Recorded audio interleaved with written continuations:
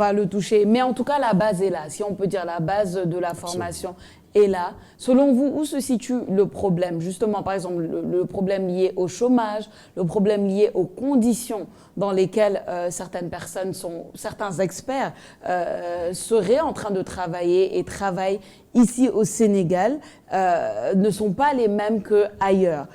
Comment est-ce que vous analysez ça, cette problématique? C'est plus profond que ça.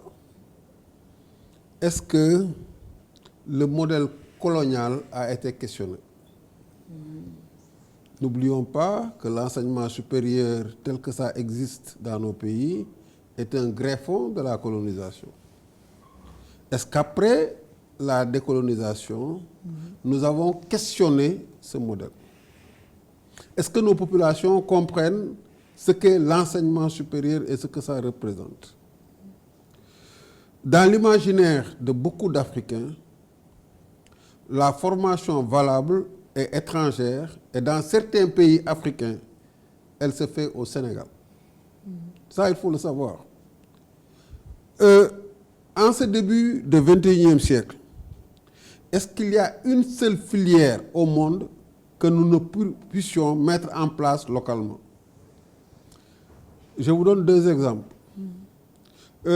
Seydi a parlé de la connaissance. L'enseignement supérieur humboldtien s'occupe de la connaissance, de la culture. Et le colonisateur nous l'a proposé pour créer, pour suppléer à des emplois qu'il crée. Mais tout de suite, on a vu que la fonction publique, elle était étroite, que le privé localement était encore étroit. Et que ce que nos collègues qui enseignent aux États-Unis nous disent, c'est que les étudiants américains qui entrent à l'université sont moins bons que nos étudiants. Tout à fait. Mais ils sortent plus forts parce qu'ils entreprennent et on crée dans leur imaginaire qu'ils peuvent tout changer en leur donnant la méthode. Est-ce que c'est le cas localement? Toutes les filières, nous pouvons les mettre en place. L'informatique devait être enseignée pour toute l'Afrique au Gabon. Le Sénégal a très vite compris que la production du Gabon ne devrait pas suffire à son économie.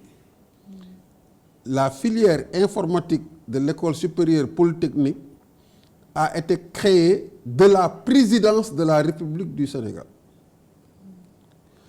La faculté des sciences et techniques a créé par la suite sa filière informatique. La faculté est partie avec zéro. On a fait appel à une université française, Dauphine en l'occurrence, qui a assuré les enseignements, qui a formé les formateurs, et nous avons dû nous battre parce que les premiers formés ne sont pas rentrés. Nous battre pour la rétention de nos diplômés au point qu'on a quelque chose ici. Donc, il n'y a pas une filière au monde qu'on ne puisse mettre en place localement. Mais il faut dire la vérité. C'est qu'on a beaucoup de problèmes dans les universités, des problèmes de stabilité. Seydi a dit qu'il y a un problème de financement. Il y a un problème de financement parce que dans notre subconscient, tout doit venir de l'État. Ce n'est pas possible. On dit il y a trop d'étudiants au département d'anglais. Ils ne savent pas que ça peut être un atout. Tout à fait. On peut créer, quand on a voulu créer le parc scientifique du Sénégal, il était prévu que des jeunes soient des traducteurs qui, à partir de Dakar, traduisent tous les textes du monde. Et d'ailleurs, c'est quelque chose de très demandé au niveau international. Je vous donne par exemple, les Sénégalais ne connaissent pas le système éducatif. On a changé beaucoup de choses. Heureusement, c'est dit qu'on ait fait la réforme LMD parce que c'est un référentiel mondialisé. C'était les anglophones qui faisaient ce référentiel. Les occidentaux, français y compris, se sont alignés là-dessus. De deux choses l'une. Vous entrez là-dedans, vous êtes dans le trait du monde. Vous n'entrez pas là-dedans, vous êtes laissé. Donc, il fallait entrer. Mais il fallait aussi changer les façons de travailler.